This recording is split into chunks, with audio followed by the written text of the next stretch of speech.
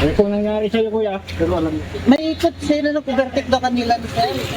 Ikot ko na to. Sila yung ang kubertik gano'n. Oo, kubertik gano'n. Bumalik dito. Dito, pagdadyan ako sa kubertik. Sige ako dito ko. Isang lalaki na tila may iniindang injury ang nadaanan ng UNTV News and Rescue na nakaupo sa gilid ng kalsada sa kahabaan ng Molino Paliparan Road, Barangay Salawag, Dasmariñas, Cavite, mag-aalas 12 ng hating gabi ng November 6.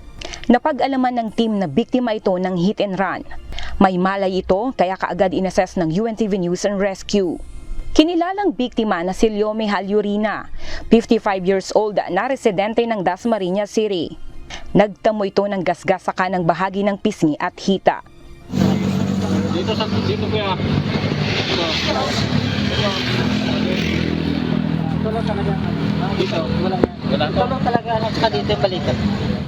Kwento ng biktima, pauwi na siya galing sa trabaho sa Parañaque nang bigla siyang matamaan ng isang nag-overtake na kotse.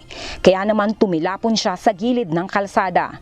Dagdag pa nito ay nakita pa niya na huminto ang itim na sasakyan at tiningnan pa siya ng driver nito habang gumagapang, ngunit umalis at di na siya nilapitan.